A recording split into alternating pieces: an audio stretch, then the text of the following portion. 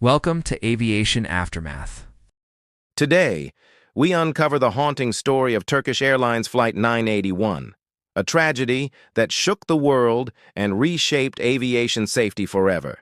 This is the Ermenonville air disaster. It's Sunday, March 3, 1974. Turkish Airlines Flight 981 is set to fly from Istanbul to London with a stopover at Paris-Orly Airport. The aircraft is a McDonnell Douglas DC-10, registration TC-JAV. On board are 335 passengers and 11 crew, making it one of the fullest flights in the airline's history. The unusual crowding is due to a strike at British European Airways, leaving hundreds of travelers stranded.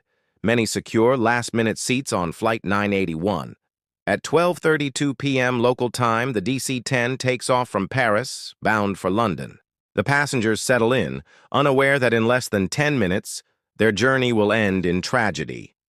9 minutes after takeoff, at around 12,000 feet, disaster strikes. The rear left cargo door suddenly blows off. The resulting explosive decompression tears away a section of the cabin floor directly above the cargo hold. 6 passengers are instantly ejected from the aircraft. The decompression also severs vital control cables, crippling the plane's rudder, elevator, and one engine. The crew is left with almost no control over the aircraft. In the cockpit, chaos reigns.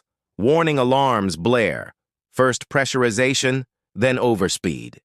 Captain Nejat Berkoz and his team fight desperately to stabilize the jet. Air traffic control picks up a faint transmission in Turkish, but it's drowned out by the noise and alarms. For 70 seconds, the crippled DC-10 hurtles forward, descending rapidly. The pitch drops, the speed increases uncontrollably. The pilots make a last urgent push on the throttles, calling out, "Speed! Speed!" But at over 500 miles per hour, the aircraft slams into the Ermenonville Forest, just outside Paris. The impact is devastating. The DC-10 disintegrates, fuel ignites, and all 346 people on board perish instantly. The world is stunned. This becomes the deadliest single aircraft accident in aviation history at the time, and still the deadliest, with no survivors. Investigators focus on the cargo door. The DC-10 ES design allowed the door to be forced shut even if its locking latches were not properly engaged. A simple support plate could have prevented this, but it was never installed on this particular aircraft. The baggage handler who closed the door spoke neither Turkish nor English, the only languages on the warning label. The warning went unread, and the risk went unnoticed. Shockingly, a similar incident had happened 2 years earlier on American Airlines Flight 96. The flaw was known, but the recommended fix had not been fully implemented across all aircraft. The investigation revealed fatal flaws in design, maintenance oversight, and communication. In the aftermath, the entire DC-10 fleet was grounded. Modifications were rushed into place.